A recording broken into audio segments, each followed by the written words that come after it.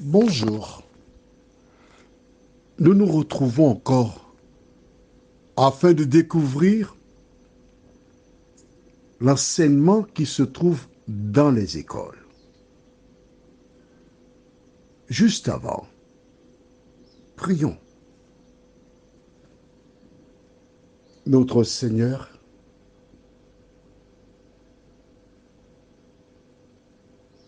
nous te bénissons pour les réseaux sociaux qui nous permettent de savoir ce qui se passe dans notre monde. Nous t'exaltons, Seigneur, parce qu'en découvrant ces éléments, nous sommes fort heureux. À la lumière des Écritures, de comprendre les temps dans lesquels nous nous trouvons. Saint-Esprit, daigne faire tomber de nos yeux les écailles qui nous empêchent de voir. Réveille-nous de notre torpeur, nous t'en prions, au nom de Jésus et pour ta gloire éternelle. Amen.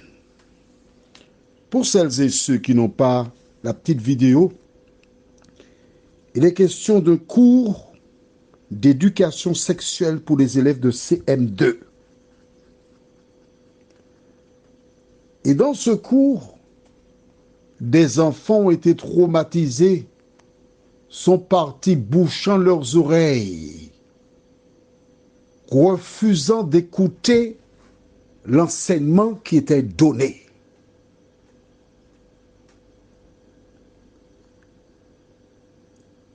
Je t'invite à chercher sur YouTube un cours d'éducation sexuelle fait polémique, l'heure des pros, avec Marie-Estelle Dupont, psychologue.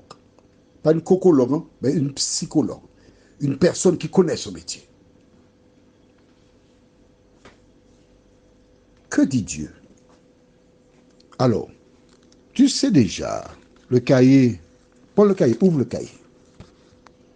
Je vais te donner une référence. Tu notes Exode chapitre 20. Pendant que tu écris Exode chapitre 20, j'aimerais que tu... Oh, peut-être que tu n'es pas assez âgé pour te rappeler. Il y a une période où des personnes ont imprimé des Nouveaux Testaments en expliquant aux gens que l'Ancien n'avait aucune raison d'être. C'est fini. Maintenant, c'est le Nouveau qui compte. Sauf que dans l'Ancien Testament, tu trouves dans Exode chapitre 20, verset 14, tu ne commettras point d'adultère ou avoir des rapports en dehors du mariage. C'est ce que Dieu enseigne. Quand tu as regardé donc cette petite vidéo qui donne le cours d'éducation sexuelle, tu entends ce que dit cette dame. Tu as marqué déjà Exode 20, verset 14. J'ai une question pour toi. Tu notes? Bien. Comment un petit garçon de 9 ans, un petit garçon de 9 ans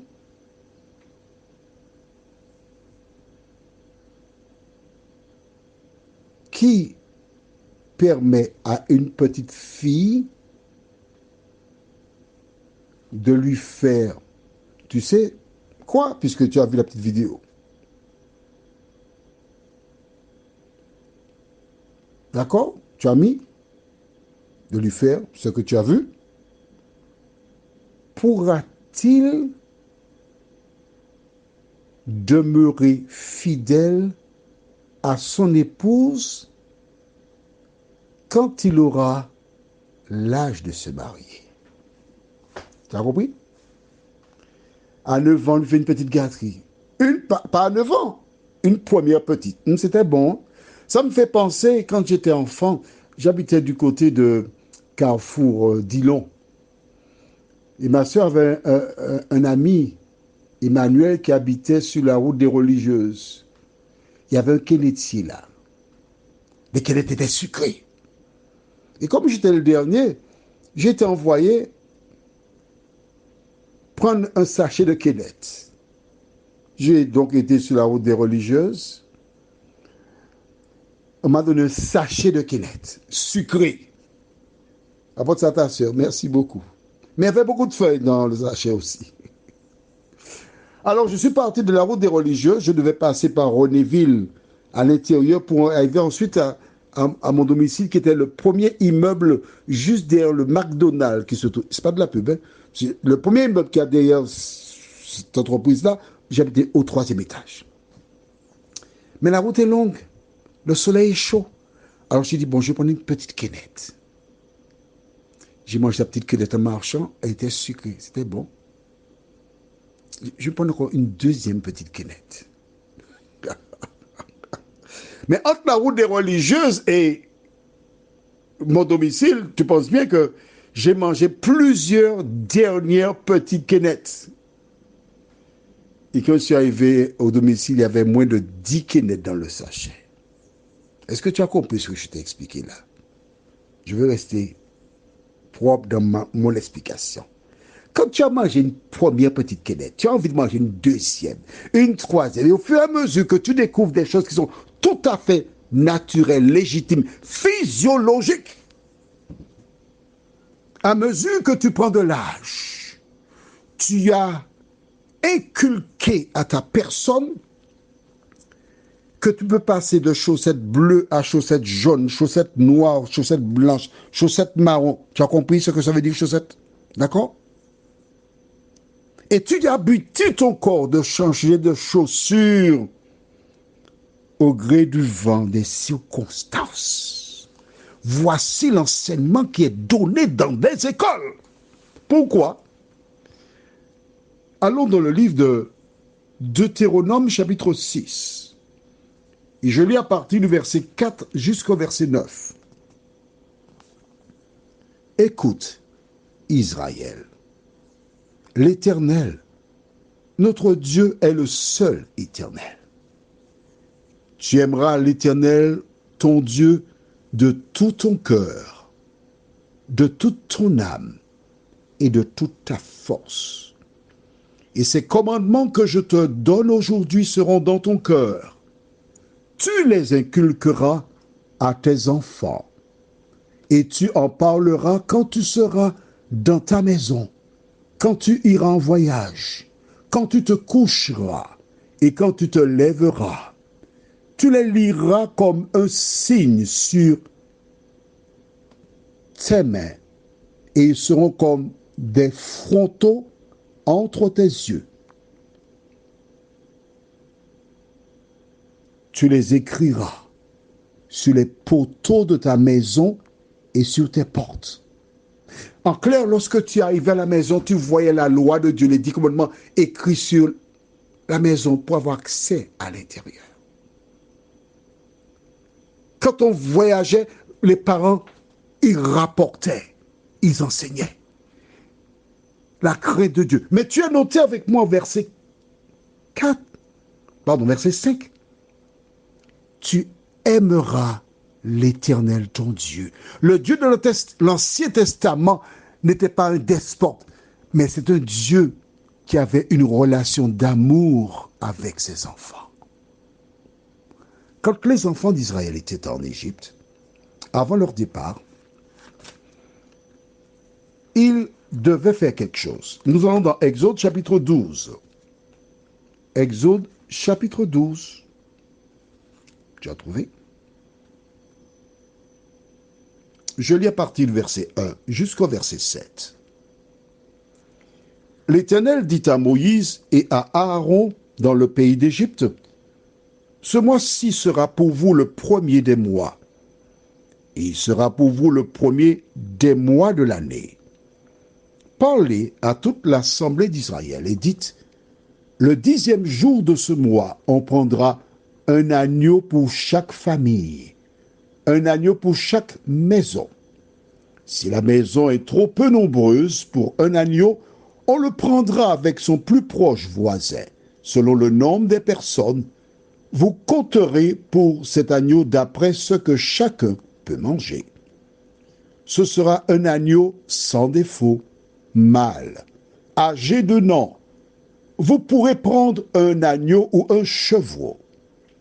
Vous le garderez jusqu'au 14e jour de ce mois, et toute l'assemblée d'Israël l'immolera entre les 2 soirs. On prendra de son sang, et on en mettra sur les 2 poteaux et sur le linteau de la porte des maisons où on le mangera. La Pâque.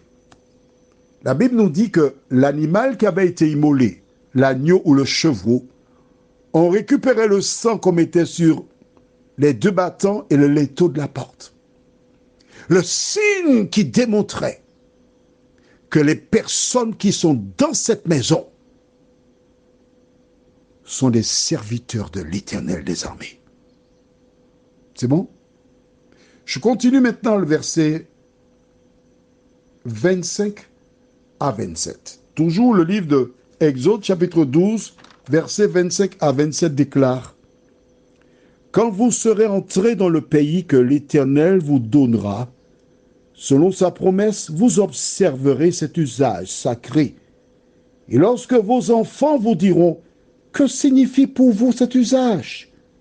Vous répondrez: c'est le sacrifice de Pâques en l'honneur de l'Éternel, qui a passé par-dessus les maisons des enfants d'Israël en Égypte, lorsqu'il frappa l'Égypte et qu'il sauva nos maisons.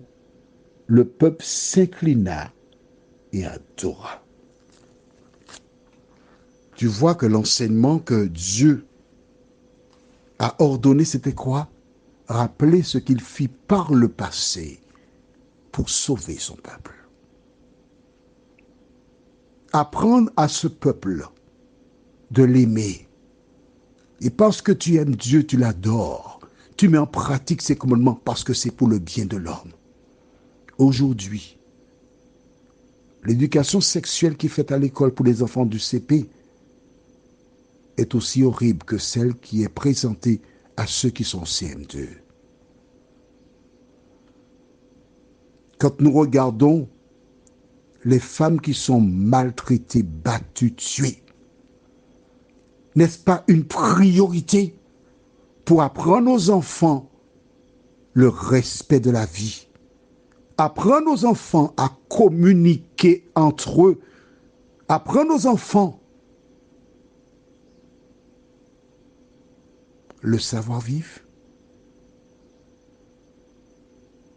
Quelle est la priorité?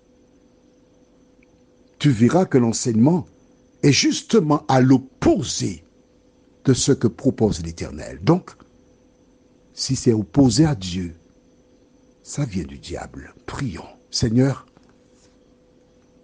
nous te remercions de découvrir ce qui se passe. Nous te remercions de nous aider jour après jour à lire la parole.